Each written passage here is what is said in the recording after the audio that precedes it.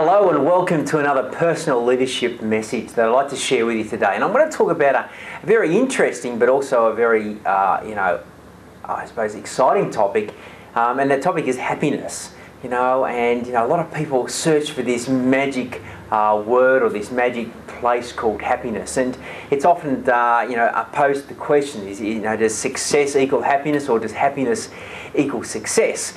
And there's no doubt that we've all experienced times where we feel, fulfilled and at a level where we could say we're at peace and also happy. But a lot of people also chasing this thing called happiness, and obviously there's a difference between happiness and fulfillment and also pleasure, which pleasure is more of a short-term burst, where happiness is a longer lasting sensation. So I wanted to share with you today some amazing research that has come from Harvard University, and believe it or not, Harvard University run a course in happiness. And it's based on years and years of research, not just a lot of practical stuff, but basically a lot of theory that's come behind it.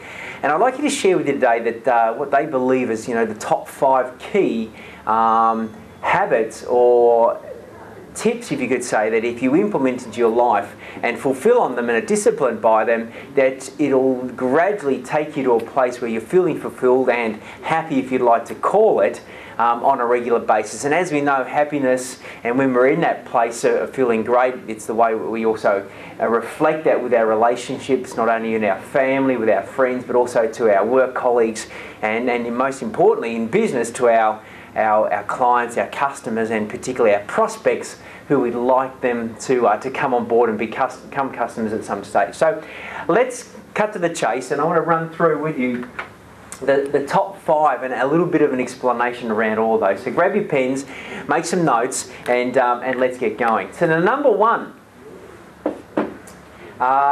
key to and habit to implement into your life, which will lead you to happiness, is what's called gratitude, or they call it the gratitude effect.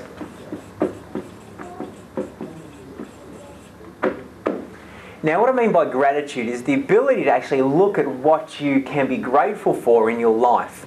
And Harvard actually recommend that you write down at the start of every day 3 specific things that you can be grateful for in your life. Now, not just, gee, it's great to live in Australia, it's great to live in Brisbane, I'm great that the weather's so fantastic, but perhaps it's more specific around that. So why is it great to live in Australia? Well, I'm grateful to live in this country called Australia because of the opportunities it provides, the people that I'm surrounded with, a great climate, great opportunities to see all types of diverse landscapes, from the ocean to the bush, and a great safe place to bring up my family. So that's an example of being really specific around that. So look for different things every single day that you can be really grateful for. And there's always something great that comes out of, some upset of some kind. So be looking for the gratitude that you can express in your life. So that's number 1.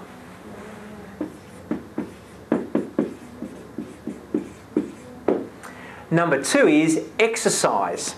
Now, there's bucket loads of research around the benefits health-wise of exercise, but from a mental perspective, it's shown that there's no difference, particularly in a depression state, between taking Prozac and exercising, and then actually exercising and taking Prozac showed no difference. So, Prozac is one of the world's most recognised antidepressant medications that is subscribed, profusely on a daily basis.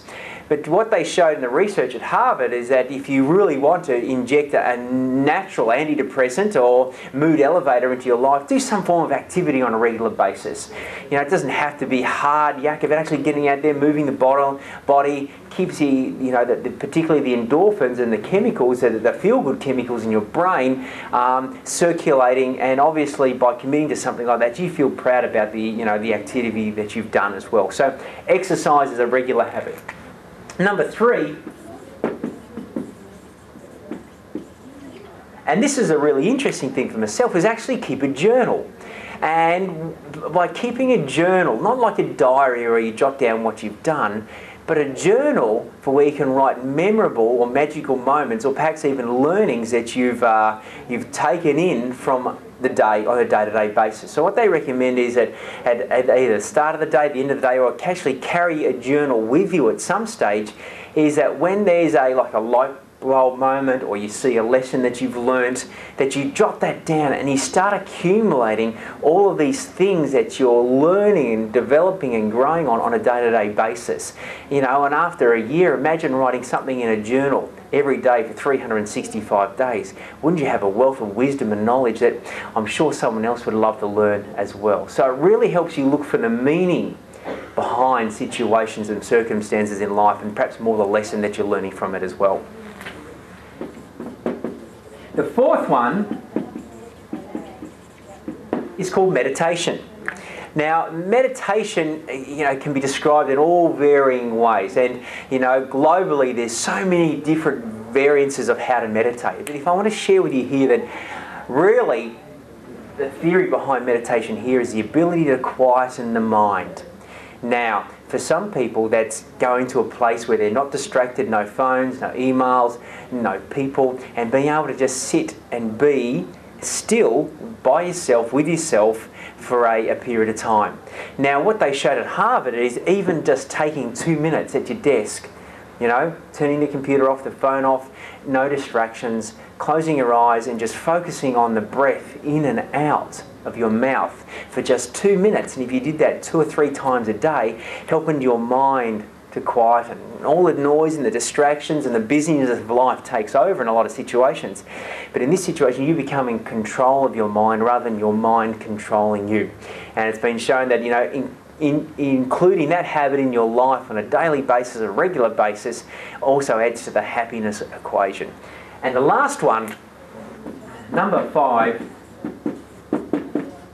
I've put up the capitals RAK there, and the fifth part of the equation for happiness is what we call random acts of kindness.